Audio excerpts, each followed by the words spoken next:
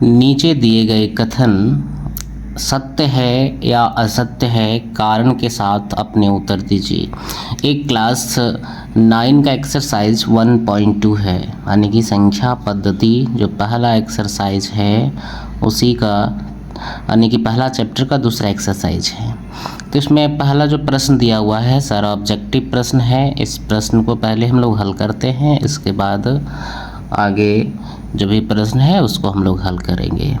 Channel पे नए हैं तो चैनल को ज़रूर सब्सक्राइब कर लें ताकि इस तरह का वीडियो इस चैनल के माध्यम में मिलते रहेगा। चलिए, पहला प्रश्न है, प्रत्येक अपरिमेय संख्या एक वास्तविक संख्या होती है।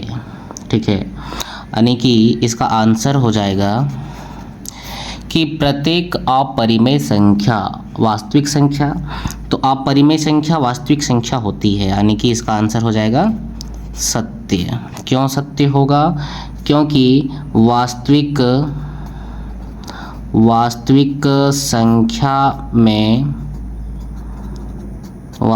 संख्या में परिमेय और अपरिमेय, ठीक है, परिमेय और अपरिमेय दोनों संख्या पाए जाते हैं, इसीलिए ये सत्य हो जाएगा। दूसरा नंबर प्रश्न है, संख्या रेखा का प्रत्येक बिंदु वर्गमूल यानी कि रूट m के रूप का होता है, जहां m एक प्राकृत संख्या है, यानी कि इस प्रश्न का आंसर हो जाएगा असत्य। असत्य क्यों हो जाएगा? क्योंकि संख्या रेखा पर हम लोग संख्या रेखा पर धनात्मक और ऋणात्मक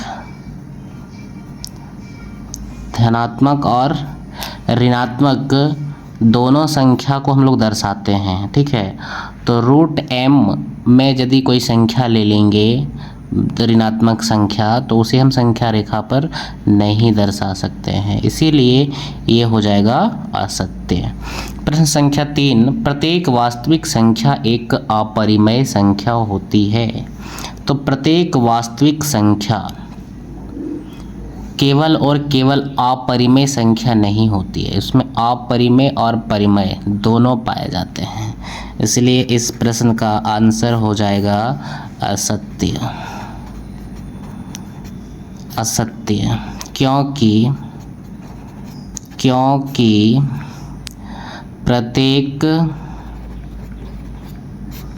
प्रत्येक वास्तविक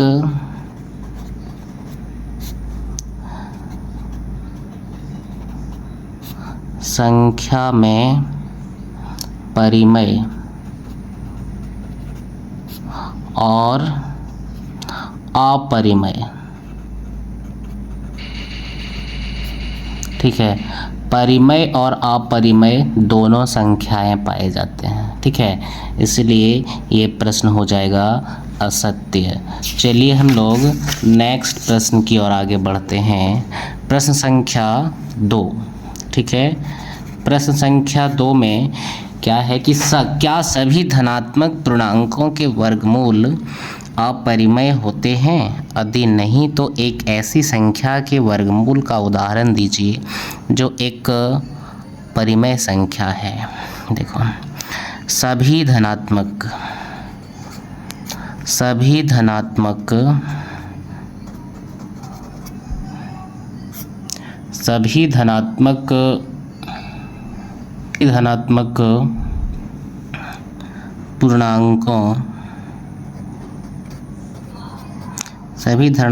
पूर्णांकों के वर्गमूल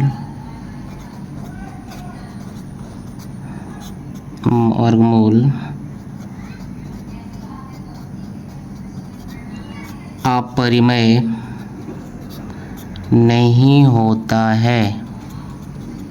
ठीक है, नहीं होता है, सभी धनात्मक पूर्णांक के वर्गमूल अपरिमेय कैसे नहीं होता है, यहाँ पे हम लोग ध्यान देंगे।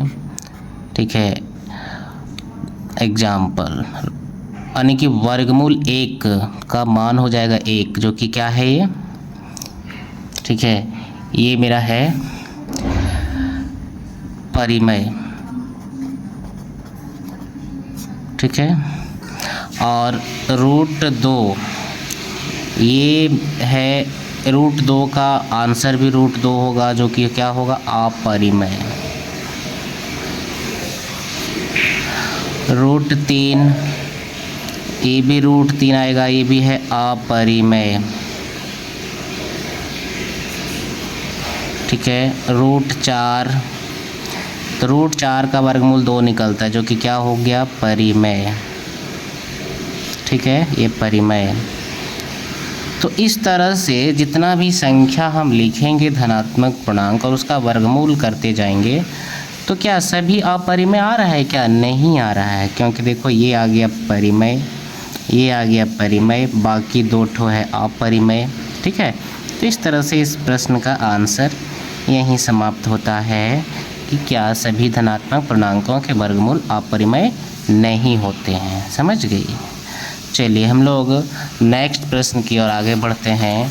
प्रश्न संख्या 3, दिखाइए कि संख्या रेखा पर √5 को किस प्रकार निरूपित किया जा सकता है। तो इसका हम लोग हल स्टार्ट करेंगे यहाँ से कि संख्या रेखा पर एक संख्या रेखा यहाँ हम बनाएंगे, ठीक है। इस तरह से ये मेरा 0 है मूल बिंदु, यहाँ है 1, यहाँ है 2, आगे इस तरह से है यहाँ पे 3। तो इसको मान लेते हैं O और ये है A, इसके बीच की दूरी है 1 मीटर, ठीक है, 1 मीटर। अब हम लोग क्या करते हैं कि यहाँ पे एक परपेंडिकुलर डालते हैं जिसको लंब बोलते हैं और O से मिला देते हैं और इसका नाम दे देते हैं B, ठीक है। अब एक बन गया ये समकोण त्रिभुज, ठीक है। ये समकोण त्रिभुज यहाँ लिखेंगे हम समकोण त्रिभुज OAB में, ठीक है। OAB में क्या हो जाएगा, OB का स्क्वायर बराबर OA का स्क्वायर प्लस AB का स्क्वायर, ठीक है। इसमें E भी A से B तक की दूरी जो है 1 मीटर है, यहाँ पर मान लिखेंगे 1 का स्क्वायर प्लस AB का भी दूरी है 1, ठीक है। तो क्या हो जाएगा, OB equal to √1 + 1 equal to √2, यानी इसका मान कितना निकला, √2। अब हम लोग क्या करते हैं, OB पर एक परपेंडिकुलर यानी कि लंब डालेंगे इस तरह से और इसका नाम दे देंगे C और इसको मिला देंगे इस तरह से O से, ठीक है। तो फिर मेरा बन गया एक समकोण त्रिभुज OBC। यहाँ लिखेंगे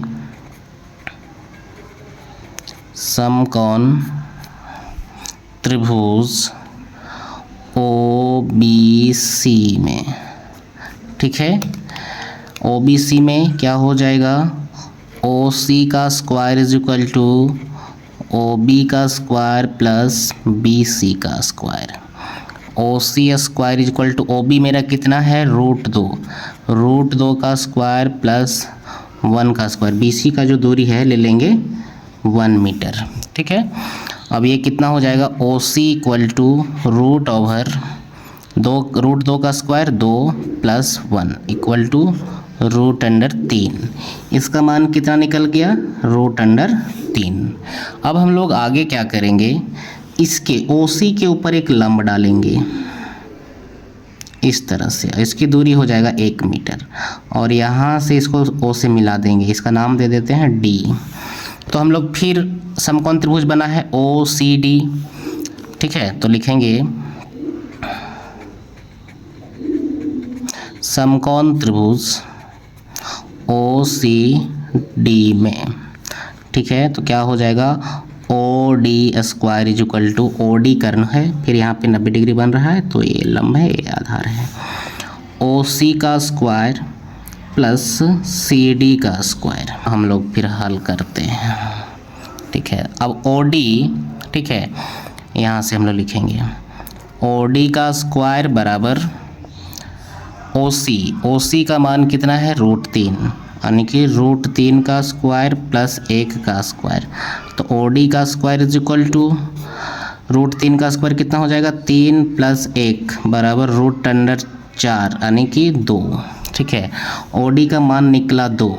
अब हम लोग फिर OD पर एक लंब डालेंगे इस तरह से, और इसे हम ऐसे मिला देंगे O से, इसका नाम दे देंगे E। ठीक है, अब एक बार फिर हम पुनः करते हैं, पुनः समकोण